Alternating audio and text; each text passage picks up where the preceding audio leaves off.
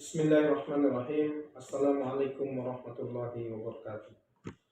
Alhamdulillahi wahdah, wassalatu wassalamu ala rasulillah man la nabiyya ba'dah.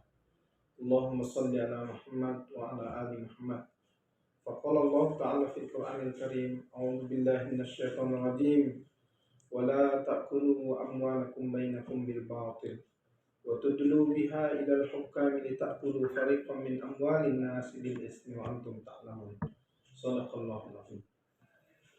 Kaum muslimin, muslimat, shaimin, shaimat, saudaraku sekalian yang sedang menanti akan hadirnya waktu-waktu berbuka puasa. Alhamdulillah, kita puji dan puja Allah atas nikmat yang Allah karuniakan kepada kita semuanya. Semakin kita bersyukur, mudah-mudahan semakin Allah tambahkan nikmatnya untuk kita semuanya. Salawat kepada Rasulullah, Allahumma shalli ala Muhammad wa ala ali Muhammad. Alhamdulillah, tidak terasa kita sudah berada di bulan suci Ramadan kembali atas izin Allah Subhanahu wa taala. Satu kesyukuran yang patut kita senantiasa ungkapkan kepada Allah, karena banyak sekali di antara saudara-saudara kita yang tahun lalu ada bersama kita. Mungkin ayah, ibu kita, tapi tahun ini mereka sudah tiada. Maka bagi kita yang dipanjangkan umurnya oleh Allah Subhanahu wa taala, patutlah kita bersyukur. Tema kajian kita pada sore menjelang berbuka ini adalah puasa, spirit kebangkitan ekonomi syariah. Ketika kita berbicara tentang puasa Ramadan, mungkin tidak terlintas dalam pikiran kita tentang persoalan ekonomi. Karena hakikat pembicaraan tentang ekonomi adalah pembicaraan tentang tiga hal. Bicara tentang produksi, bagaimana cara kita mendapatkan harta. Bicara tentang konsumsi, bagaimana kita menggunakan dan memanfaatkan hasil harta yang kita cari. Dan distribusi, bagaimana kemudian harta yang telah kita dapatkan itu kita distribusikan dan kita bagikan. Masyaallah muslimin, bulan puasa ini adalah satu ibadah istimewa bagi umat Islam. Sekilas memang persoalan ekonomi tidak terkait dengan persoalan puasa itu.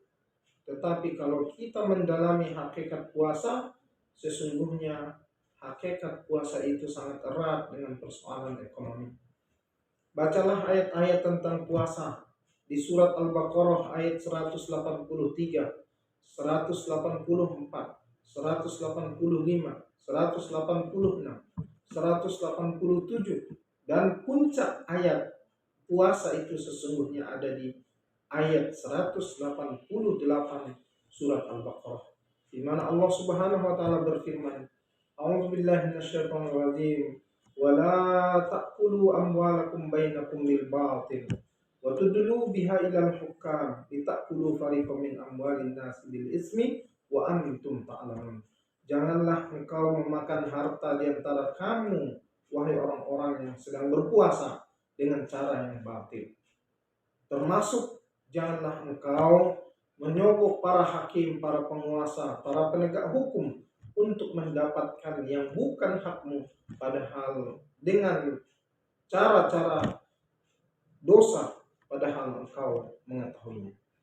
Kaum muslimin, saudaraku, saudariku sekalian yang dirahmati oleh Allah, maka ketika kita bicara persoalan ekonomi di bulan puasa ini, di mana ada ayat penting yang memberikan koridor, batasan kepada orang-orang yang berpuasa dalam hal ekonomi, dia mesti pastikan jangan terjebak kepada kebatilan dan juga kepada yang diharamkan oleh Allah Subhanahu wa taala.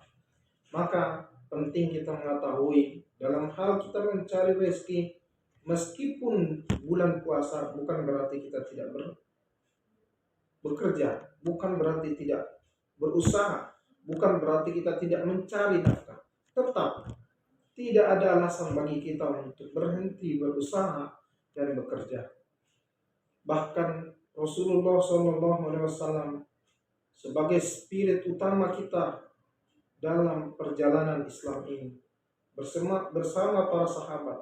Ada 5 peperangan yang mereka ikuti dan lakukan, dan itu terjadi di bulan suci Ramadan. Apakah kemudian mereka tidak berpuasa? Mereka berpuasa. Mereka berpuasa dan mereka berperang. Dan atas izin Allah, di antara 5 peperangan yang terjadi di bulan suci Ramadan yang dihadapi oleh Rasulullah dan para sahabat, semuanya dimenangkan.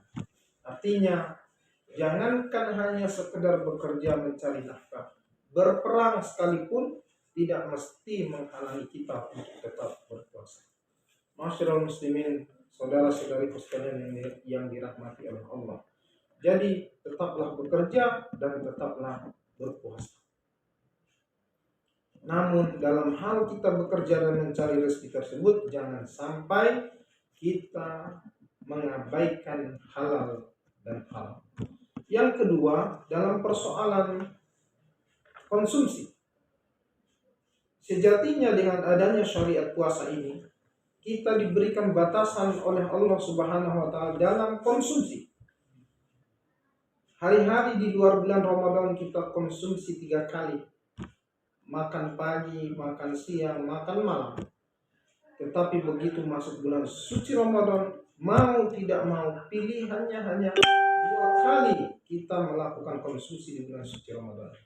Maknanya apa? Seharusnya dengan batasan ini kita bisa melakukan efisiensi dalam ekonomi, kita bisa melakukan strategi untuk kebangkitan ekonomi kita, karena yang kita keluarkan dalam konsumsi berkurang untuk 1%.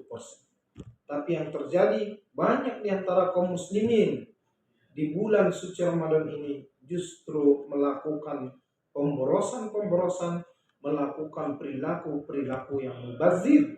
Padahal banyak sekali kita diingatkan dalam Al-Quran, wala tusrifu innahu la yuhibbul musrifin, wala tubazzir tabzira innal mubazzirina kanu ikhwana syayatin wa kana syaitanu li rabbih kafura.